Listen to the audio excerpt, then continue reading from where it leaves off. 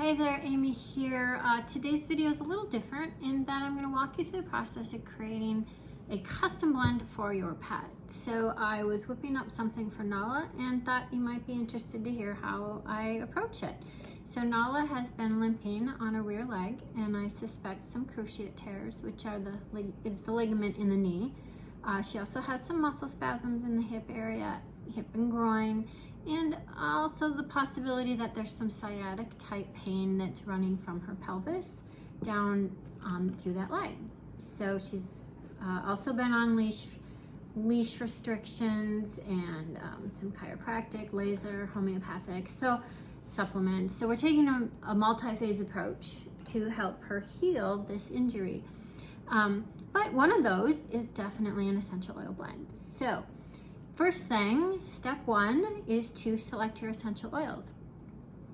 And to do that, I create a short list based on the oils what I'm looking for, and they have oils that have the properties that I'm interested in. And in this case, I wanted some anti-inflammatories, some analgesics or pain relieving oils, oils that would promote circulation to help the area heal, and also just some general relaxation. Nala she has a little anxiety and she's a little high strung at times, so I want her to relax. Plus we have those antispasmodic oils and relax those spasming muscles.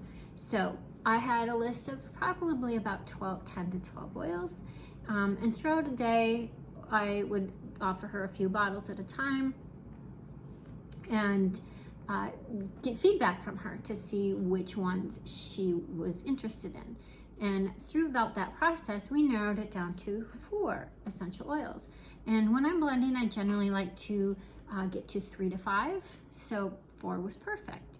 So once I've selected the oils and I'm down to my oils that I'm going to put in a blend, I need to formulate that blend by determining what my percentage of dilution I'm going to use. Now, since I'm doing this topically, and since I know Nala and we've worked with oils a lot, I'm going with a 2% blend, and then I may increase it, seeing how that works. So I blend in 1 ounce bottles. Sometimes I only do half at a time, but I'm creating a 1 ounce or a 30 ml blend. So I know that 1% is 6 drops, 2% is 12 drops.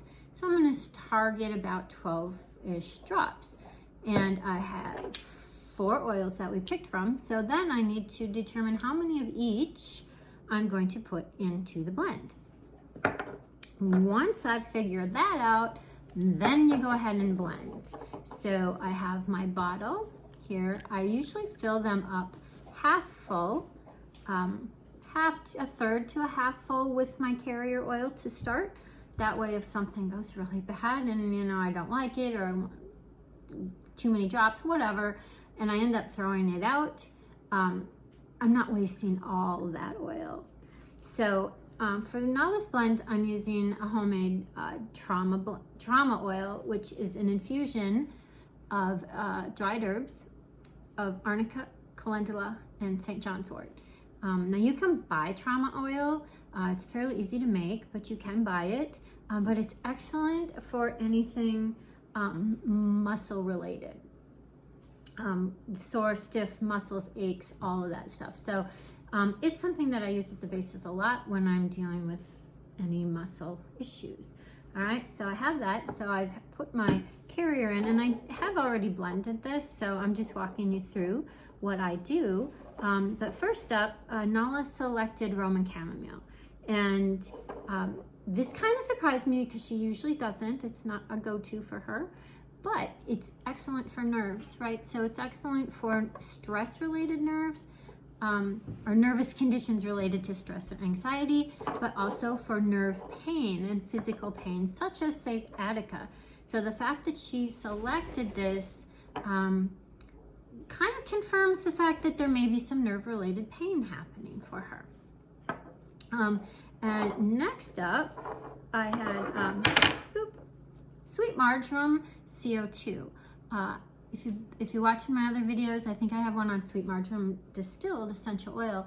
It's like grandma's chicken noodle soup. It's excellent for everything. It's and you can go and search for that video and watch that. But we use the CO2 in this case because I love the CO2. It's a great, it's just a little fuller aroma, more like the regular plant, very sedative. Anyway, it's very thick, so it would take a long time for us to wait and get 2 drops into my blend. Copaiba is another one she selected. Excellent choice, Nala, because this is an anti-inflammatory, pain-relieving powerhouse. 6 drops of that I think I put in. And then finally black spruce, which if you've watched any of my videos, you probably know I love black spruce. It's a go-to for anything muscle related. Also excellent for respiratory. And I did 5 drops of that.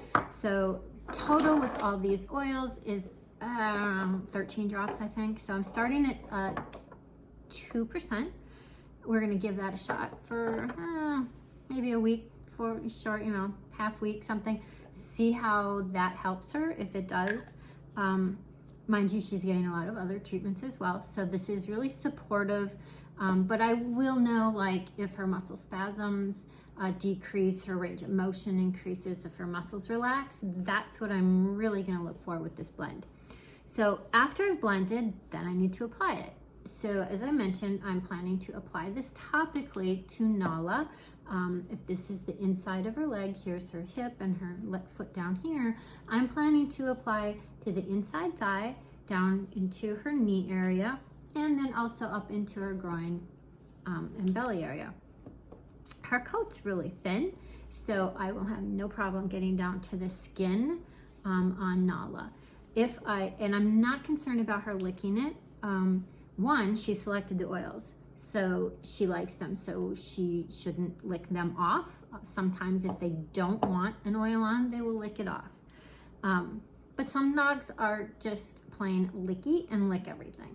So if I were concerned about licking, I would have used an aloe vera as my base instead of the trauma oil. But I'm glad to use the trauma oil because it's going to take longer to absorb. The aloe is a much quicker absorption, but the oil is going to take longer to absorb, which means it's going to give me longer benefits for the pain relieving, for all those properties that we mentioned. I'm going to get a longer benefit as it takes longer to absorb. So that is the process. So hopefully, you know, this helps you to think through how you might custom blend something for your pet. If you have any questions, as always, post them in the comment section below, and I will see you next time.